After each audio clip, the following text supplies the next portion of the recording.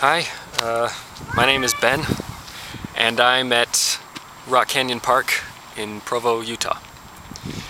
And it's a beautiful day, and I'm gonna show you a simple process of DNA replication using bits of candy and bits of colorful Play-Doh that represent each of the different parts and proteins and molecules involved in DNA replication. So if I can just direct your attention down here. Here we've got an example of a DNA strand. And these are the nucleotides that are bonded together to create that strand. It's laid out flat so that it's easier to see. So the first thing that happens in DNA replication, a helicase, which is an enzyme that breaks apart the DNA strand. That comes along until it finds a place to break the strand apart. And the place that it picks is called a point of origin. This is the point where the DNA strand is going to separate. So, once that connects there, move these out of the way, then the DNA strand begins to split apart.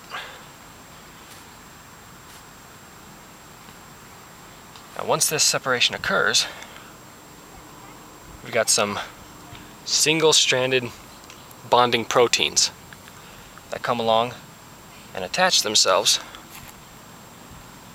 to the separated DNA strand in order to stabilize the strand during replication. How about we just put those right there? Okay. And now, a DNA polymerase, the DNA polymerase 3, that's what this one's going to be called, is an enzyme that creates a new strand of DNA. But it can't begin a new strand. It can only replicate what's already there. So what it needs is an enzyme called a primase. And this is going to create a temporary RNA primer. This is a sequence, an RNA sequence that connects to the separated DNA strand and allows for the DNA polymerase 3 to come and start making a new strand of DNA. And so, and this is also occurring on the other strand as well. And during this replication, we've got one strand of DNA that's going to be moving away from the point of origin, one strand that's going to be moving towards it.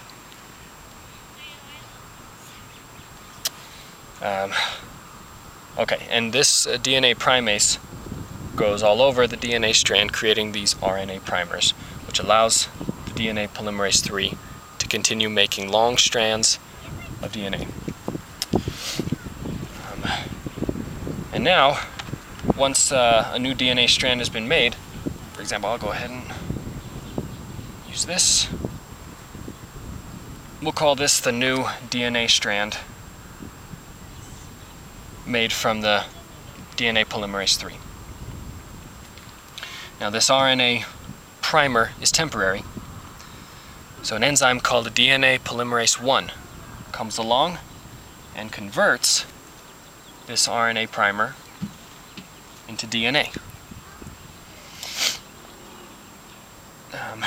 But there's a little separation between this newly converted DNA and the already made DNA from the DNA polymerase 3. So we've got an enzyme called a ligase that's going to come along and create a bond between this newly converted DNA sequence right here into the DNA that was created by the DNA polymerase 3. And that ligase just follows around the primase. No, it follows around the DNA polymerase 1, making those bonds. And pretty much this just continues throughout DNA replication until you've got a completely new set of DNA just ready to go. So anyway, that's a simple explanation of DNA replication. So anyway, just wanted to explain that, and thanks a lot for tuning in.